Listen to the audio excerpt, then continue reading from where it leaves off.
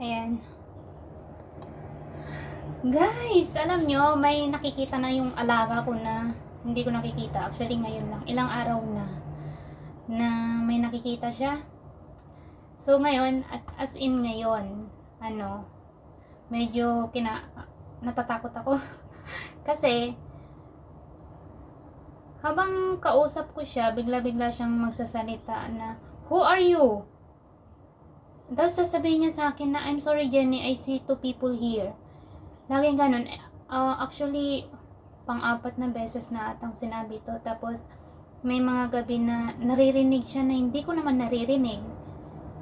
Tapos nagsasalita siya ng Chinese. Alam mo yon, yung parang may kausap. So, ano bang meron pag ganon? Kasi sabi nila pag sa Pilipinas, di ba pag ganon malapit ng tsuge? Pero, sana hindi pa, no? Kasi, malakas pa naman siya eh. Actually, kakarating ko lang kasi galing market. Tapos, mga siguro 10 minutes na pagdating ko nung sinabi kong nandito na ako. Tapos may kausap siyang, habang nakahiga, may kausap siya. Tapos tinawag niya ako. And then, "Are you okay, Kangko?" Tapos sabi niya, "Yes." "Who are you?" Sabi niya ganon. Tapos nagulat ako. Biglang sumigaw ng, "Who are you?" Tapos, sabi kong ganon. Tapos, "Oh, sorry Jenny, I see two people here." Sabi niyang ganon. Tapos, biglang talagang alam mo yung balahibo ko. Ay, tumaas. As in ngayon lang, anong oras na ba? 3:30, siguro mga 5 minutes. Kasi magla-live sana ako. Kasi sa sobrang takot ko, magla-live sana ako. Pero bakit ba ako nagla-live? Gumaganon ako kanina.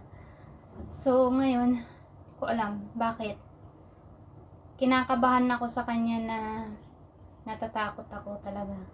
Lalo na sa gabi. May kausap siya lagi sa gabi eh. Actually, nag-start lang siyang ganyan last week. Tapos, siguro itong week na to, 3 beses na may mga ganyang ganap kaming dalawa. Na may nakikita siya na hindi ko nakikita, may naririnig siya na hindi ko naririnig.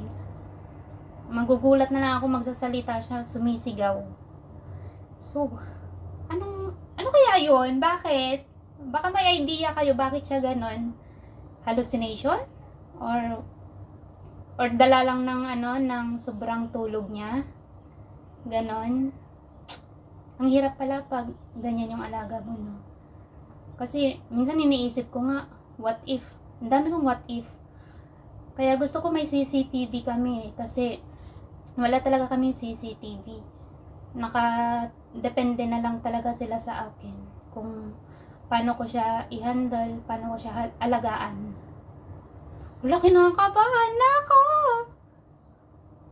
Oh my God! Sige na, bye-bye.